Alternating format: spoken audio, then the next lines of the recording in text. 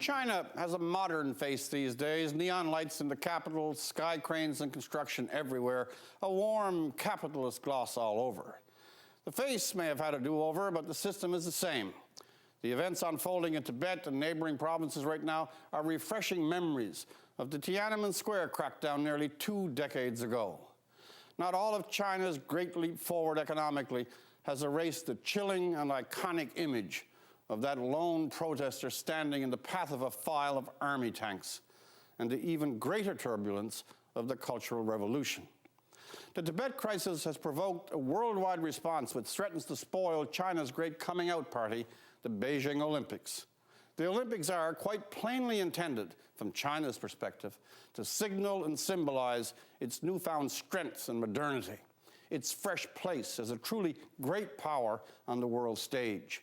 It wishes to be seen as reborn, as a country no longer in the totalitarian cult of Maoism, no longer given to lethal spasms such as the Cultural Revolution of the 60s.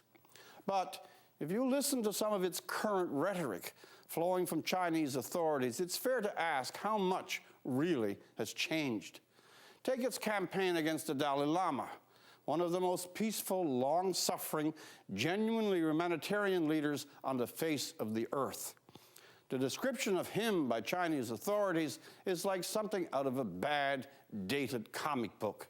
Quote, "The Dalai Lama is a wolf in monk's robes, a devil with a human face, but the heart of a beast." Yeah, and Gandhi was a kickboxing skinhead. For nearly 50 long years, he has consistently sought a middle way for the integrity of Tibet, never urging its full autonomy, even as the culture and religion of his country has been brutally ransacked or repressed. A government which fears or seeks to malign the character of someone so quintessentially pacifist, which seeks to paint him as the villain, has some serious mirror-gazing to do. But then, the communist leadership is infinitely tone deaf, as they are tone deaf when they warn Western leaders not to meet with the Dalai Lama.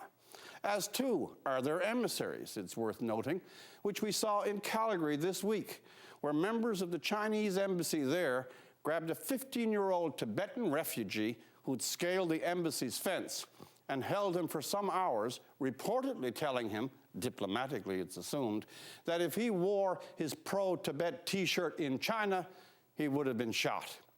Where are those fabulous human rights commissions when we really need them?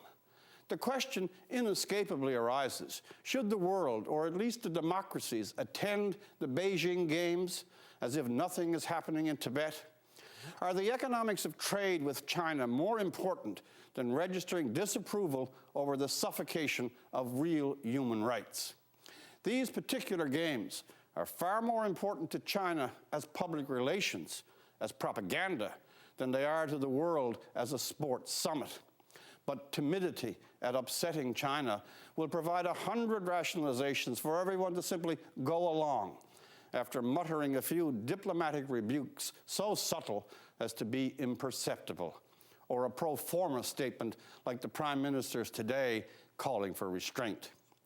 The Games will make for great television for us in the West and throw a whole new layer of the thickest makeup on the new face of China, which is, more or less, the same old face with a lot more money and power.